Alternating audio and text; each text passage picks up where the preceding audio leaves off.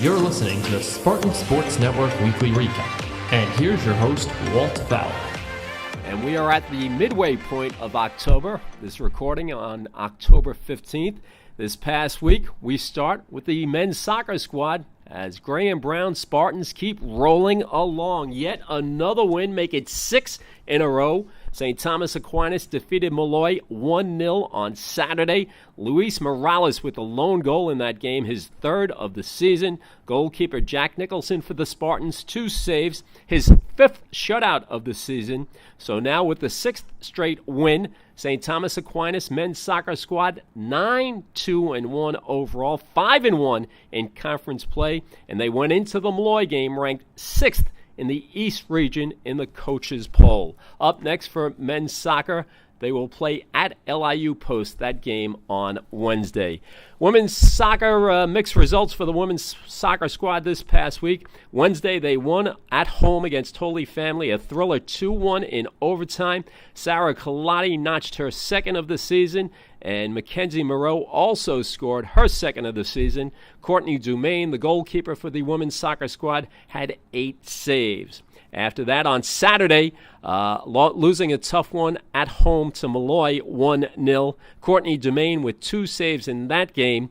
So the women's soccer squad now 6-5-1 overall, very respective, 2-4-1 in conference play. And Wednesday, the women's soccer squad also plays at LIU Post.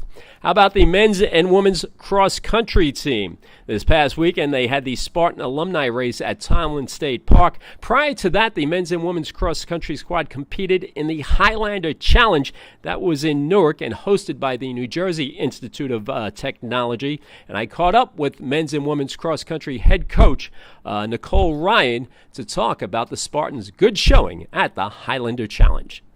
All right, Nicole, men's and women's cross-country looking good, especially in the performance, I would think, anyway, at the Highlander Challenge in Newark, hosted by NJIT. Yes, that was a great race for us. We're kind of hitting our stride at the right time. We pushed our training back 2 weeks this year to match our championship schedule, and we really saw everybody start to get where they want to be. Both the men and women's teams finished in second place. We had top showings on both sides, and we really showed strong grouping with our team, which is what we're looking for. And moving forward, what are we directing to now?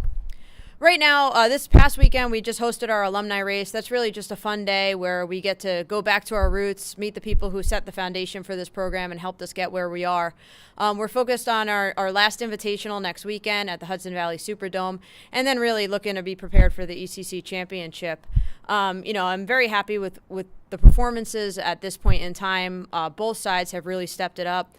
And I think that, it's shown in the regional rankings now that our women's team is ranked 6th in the East region and our men's team is ranked 10th. That was men's and women's cross-country head coach Nicole Ryan. Turning to ice hockey, the men's ice hockey squad losing a tough one this past week. Friday night at Sportorama, they lose 3-2 in a thriller, but coming up on the short side against Hofstra. Doug Harrison had his 3rd goal of the season for the Spartans. Sean Benson also scoring. This game, a lot of pucks hit the crossbar, hit the pipe. Both teams going back and forth. Hofstra coming out on top 3-2. So the Spartans men's hockey squad now 1-3 overall, 1-2 in conference play. Up next, they take on East Stroudsburg. That's an away game at East Stroudsburg on Sunday, October 21st. Field hockey. Mixed results for the field hockey team. They lost on Wednesday at Mercy 3-2 in overtime. Tough loss there. Ariel Rodriguez got her 2nd goal of the season for the Spartans field hockey squad. Brianna Thorne, her 7th, but nonetheless, they came up short 3-2. Bouncing back, though, Saturday, they won against Bellarmine 2-1. Jade Hall and Caitlin Gutenberger both scoring their 4th win of the season for the Spartans field hockey team. They are now 4-11 overall. Saturday, they play at Malloy. Congratulations to the esports team, because this is their inaugural season, much like sprint football and women's triathlon.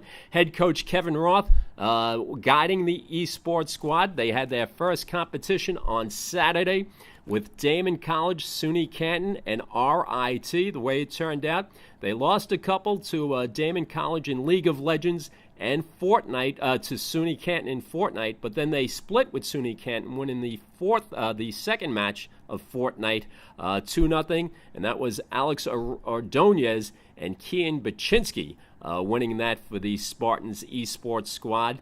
Then they lost to RIT 2-0 in Fortnite. Their next competition will be Saturday as they take on SUNY Canton again, RIT, Stony Brook, and Queen's University. Fortnite matches against Canton, RIT, and Stony Brook, and then a League of Legends match against Queen's University. That's this coming Saturday. In women's tennis, the tennis squad, 2 losses for the women's tennis squad this past week to Columbia and Lemoyne. Up next for women's tennis, they will play Tuesday at Kutztown. They're 3-8 on the season, 2-5 in conference play.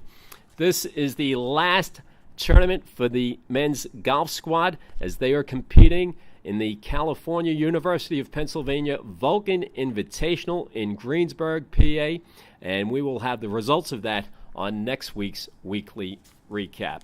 Among all the competitions and games coming up this coming week, want to remind you again, sprint football back on the field at the Torn Valley Sports Complex Saturday, October 20th, as they are home against Cornell, their second home game of the season. It's a 4 o'clock kickoff, so hopefully we'll see you at the game. And that wraps up our weekly recap. I'm your host, Walt Fowler. We'll see you next week.